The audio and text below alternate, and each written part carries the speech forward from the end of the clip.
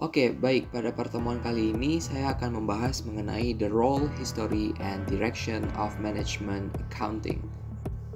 Nah, bagi teman-teman yang belum tahu apa itu sistem informasi akuntansi manajemen, sistem informasi akuntansi manajemen menyediakan informasi yang diperlukan untuk memenuhi tujuan manajemen tertentu. Inti dari sistem informasi akuntansi manajemen adalah proses. Mereka dijelaskan oleh kegiatan seperti mengumpulkan, mengukur, menyimpan, menganalisis, melaporkan, dan mengelola informasi. Informasi tentang peristiwa ekonomi diproses menjadi keluaran yang memenuhi tujuan sistem. Keluaran dapat mencakup laporan khusus, biaya produk, biaya pelanggan, anggaran, laporan kinerja, dan bahkan komunikasi pribadi.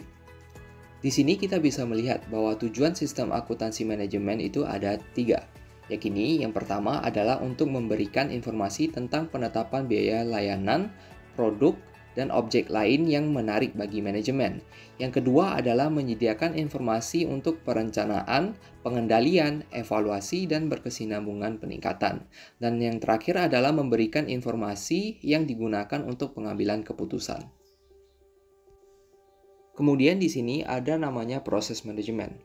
Terdapat 3 jenis proses manajemen. Yang pertama adalah planning, yaitu perencanaan. Yang kedua adalah controlling, pengendalian. Dan yang ketiga adalah decision making, yaitu pengambilan keputusan. Yang pertama, perencanaan adalah perumusan rinci dari tindakan untuk mencapai tujuan tertentu. Itu membutuhkan penetapan tujuan dan mengidentifikasi metode untuk mencapai tujuan tersebut. Kemudian yang kedua adalah pengendalian. Pengendalian adalah aktivitas manajerial untuk memantau pelaksanaan rencana dan mengambil tindakan korektif yang diperlukan. Kontrol biasanya dicapai dengan menggunakan umpan balik. Umpan balik adalah informasi yang dapat digunakan untuk mengevaluasi atau mengoreksi langkah-langkah yang diambil untuk mengimplementasikan rencana. Kemudian ada pengambilan keputusan. Nah, pengambilan keputusan itu adalah memiliki di antara alternatif yang bersaing. Seorang manajer itu tidak dapat merencanakan tanpa membuat keputusan. Di slide berikutnya ada perbandingan antara akuntansi manajemen dan akuntansi keuangan. Akuntansi manajemen berfokus pada kebutuhan informasi antar pengguna akhir, sementara akuntansi keuangan berfokus pada informasi untuk pengguna eksternal. Input dan proses akuntansi keuangan didefinisikan dengan baik dan dibatasi. Hanya jenis peristiwa ekonomi tertentu yang memenuhi syarat sebagai input, dan proses harus mengikuti metode yang diterima secara umum. Tidak seperti akuntansi keuangan, akuntansi manajemen tidak memiliki badan resmi yang menentukan format, konten, dan aturan untuk memilih masukan dan proses serta menyiapkan laporan keuangan. Manajer bebas untuk memilih informasi apapun yang mereka inginkan, asalkan dapat dibenarkan atas dasar biaya manfaat. Kemudian ada jenis informasi. Pembatasan yang diberlakukan oleh akuntansi keuangan cenderung menghasilkan informasi keuangan yang objektif dan dapat diverifikasi. Untuk akuntansi manajemen, informasi mungkin keuangan atau non-keuangan dan mungkin lebih subjektif di alam. Di sini, akuntansi keuangan memiliki orientasi sejarah.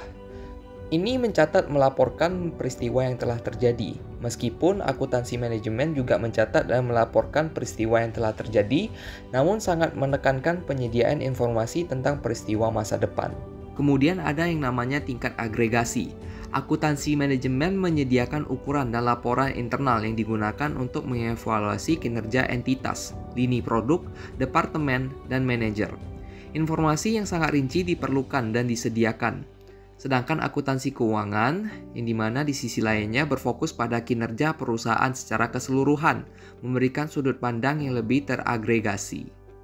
Secara luasnya, akuntansi manajemen jauh lebih luas daripada akuntansi keuangan.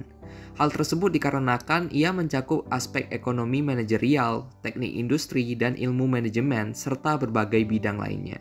Kemudian kita melanjut pada deskripsi sejarah manajemen akuntansi yang dimulai pada tahun 1880 sampai 1925, yang dimana sebagian besar prosedur penetapan biaya produk dan akuntansi internal yang digunakan pada abad ini dikembangkan.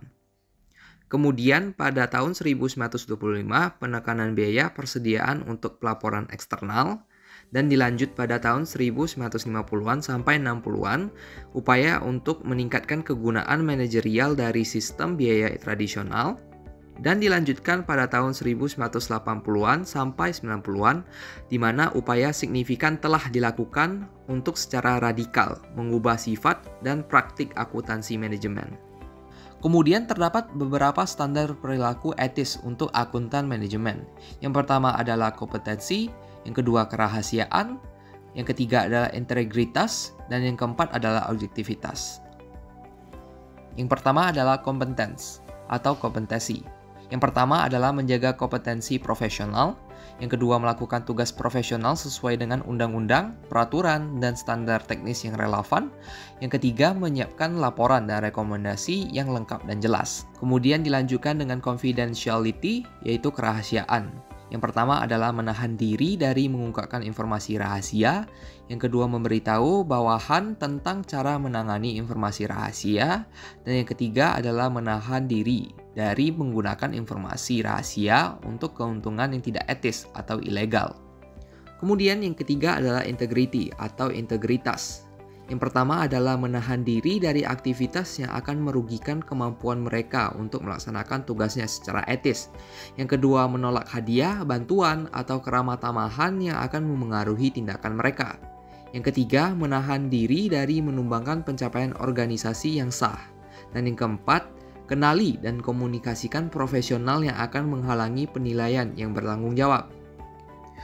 Dan yang terakhir adalah menahan diri dari terlibat dalam atau mendukung aktivitas apapun yang akan mendiskreditkan profesi.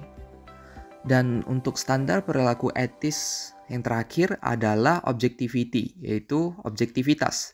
Yang pertama adalah komunikasi informasi secara adil dan objektif, dan yang kedua adalah mengungkapkan sepenuhnya semua informasi relevan yang diperkirakan dapat mempengaruhi pemahaman pengguna atau laporan tersebut, komentar, dan saran yang disampaikan. Berikut merupakan beberapa sertifikasi akuntansi manajemen yang bisa diikuti. Sertifikat ini dirancang untuk memenuhi kebutuhan khusus akuntan manajemen.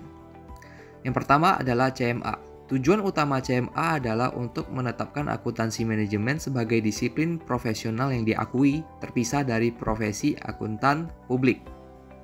Kemudian berikutnya adalah sertifikat akuntan publik atau dikenal sebagai CPA. Sertifikat akuntan publik merupakan sertifikasi tertua dan paling terkenal di bidang akuntansi.